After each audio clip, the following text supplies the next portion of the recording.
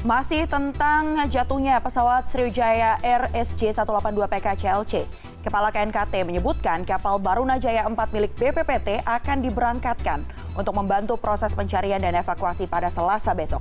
Dan untuk mengetahuinya kita sudah terhubung dengan Deputi Kepala BPPT Bidang Teknologi Pengembangan Sumber Daya Alam, Bapak Yudi Ananta Sena. Selamat malam, Bapak. Selamat malam, Mbak. Bapak sepertinya sekarang sudah berada di lokasi untuk persiapan ya Pak ya keberangkatan dari KRI atau kapal Barunajaya 4 ini. Betul. Sejauh ini bagaimana kesiapannya Pak untuk keberangkatan Barunajaya 4 yang akan berangkat besok? Dan apa saja sebenarnya teknologi yang ada di kapal ini Pak? Maaf ya, sejak hari Sabtu ya, hari Sabtu kita sudah dikontak juga oleh KNKT untuk ikut membantu dan kemarin kita sudah siap. Namun memang sudah ditemukan oleh KRI Rigel ya kemarin. Dan hari ini kita juga sudah dapat perintah lagi dari Menhub dan dari Pak Kepala Basarnas untuk besok ikut membantu Rigel mencari kotak black box ya Sriwijaya Air itu. Pertama tentu saja kami mengucapkan turut berduka cita atas musibah ini dan kami akan BPPT akan membantu dalam hal ini untuk mencari black box. Terima kasih.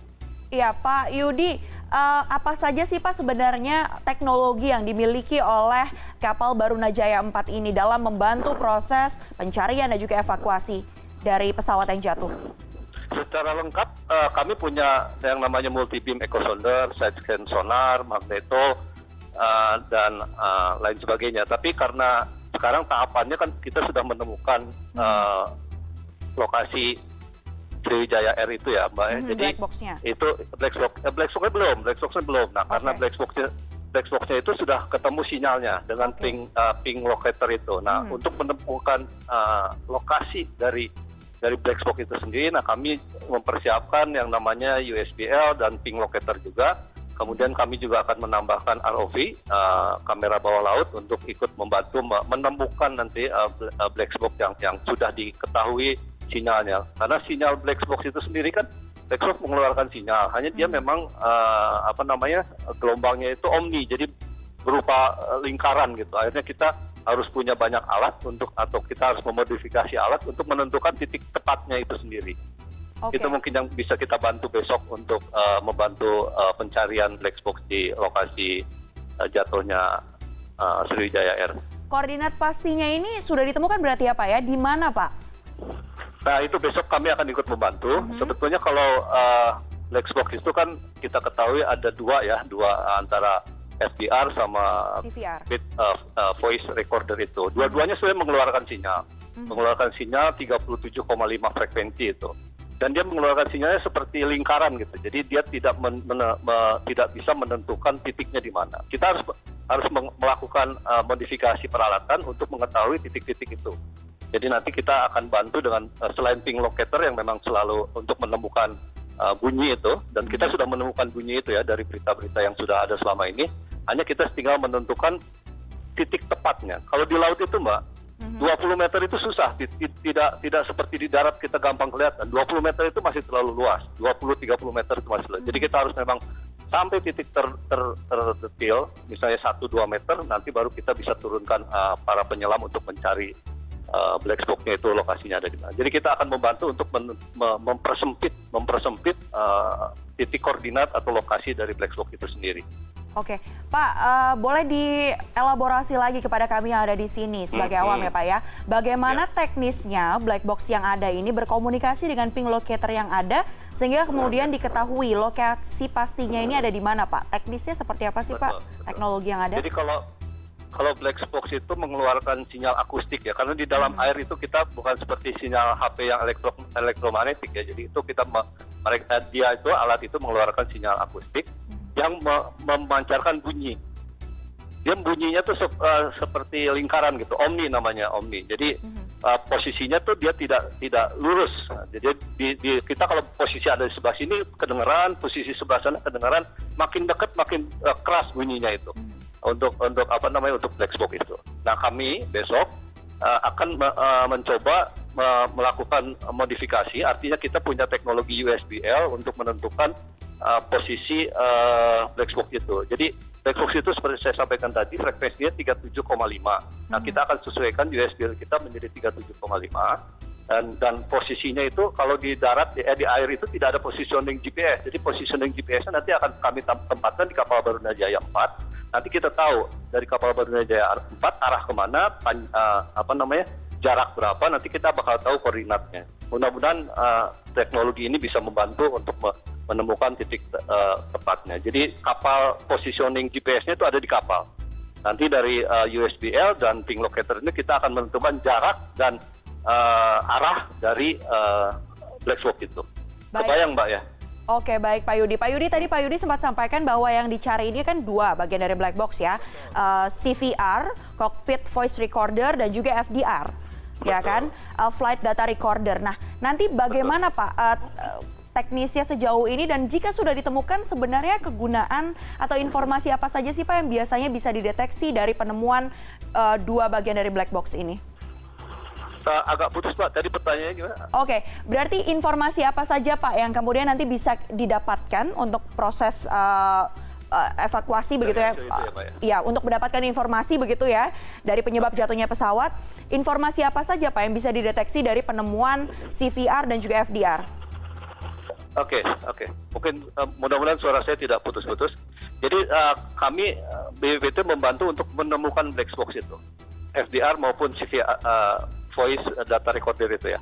Nanti besok pun misalnya ketika kita sudah bisa menentukan titik koordinatnya, yang akan mengambil adalah Angkatan Laut, para penyelam yang mengambil, bukan kami ya. Kami hanya membantu menentukan titik-titiknya.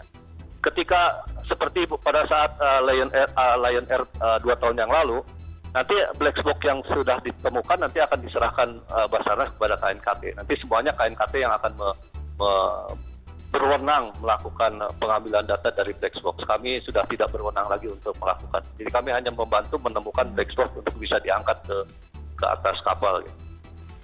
Oke, baik. Dan kalau kita lihat kondisi teknologi yang dimiliki oleh Indonesia, sejauh mana sih Pak sebenarnya kemampuan alat dan juga teknologi yang ada di Indonesia untuk bisa benar-benar mendeteksi lokasi dan membantu proses pencarian?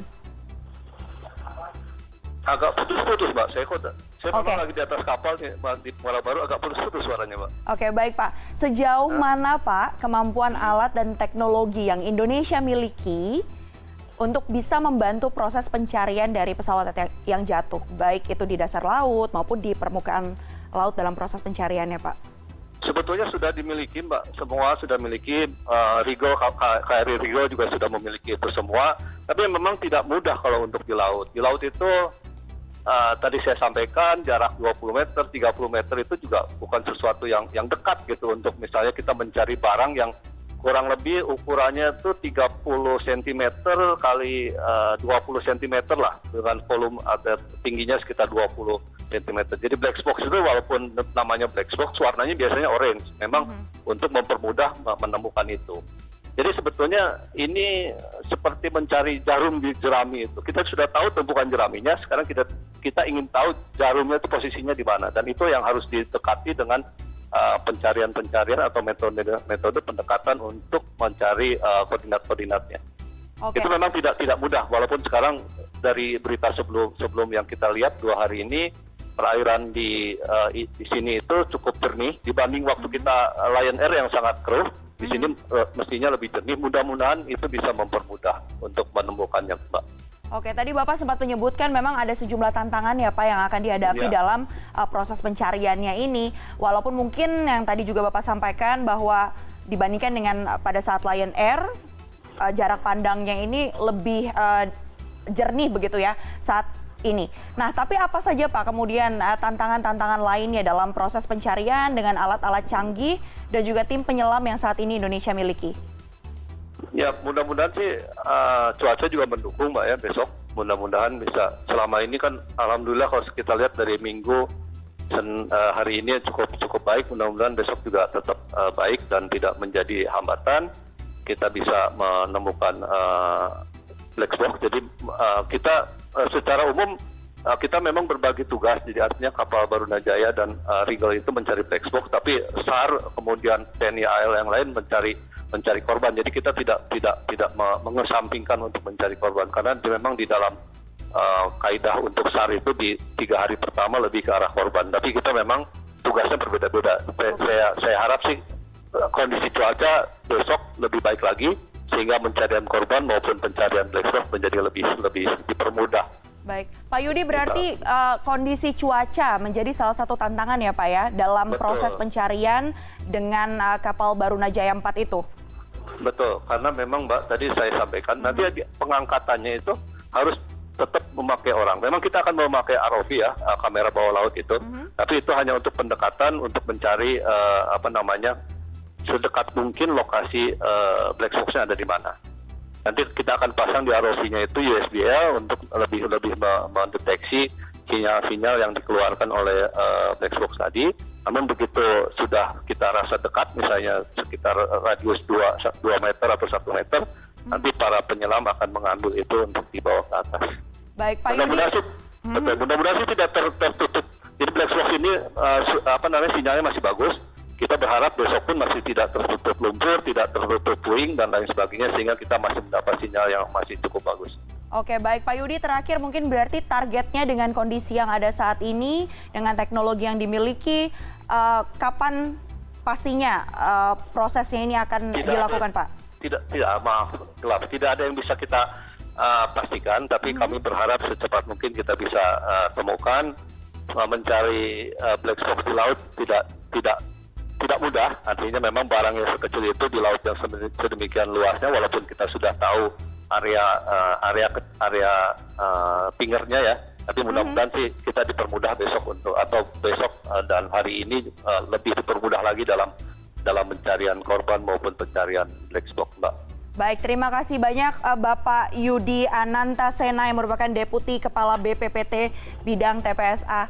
Selamat kembali melanjutkan tugas ya Pak. Kami akan tunggu update-nya nanti seperti apa di sini. Ya, mohon doa restunya Mbak, besok dini hari kita akan berangkat, jadi pas terang di lokasi kita sudah ada di lokasi. Baik, semoga lancar ya Pak ya semua prosesnya dan selalu sehat dan juga selamat kepada Pak Yudi dan juga tim. Selalu sehat, salam sehat. Terima kasih Pak.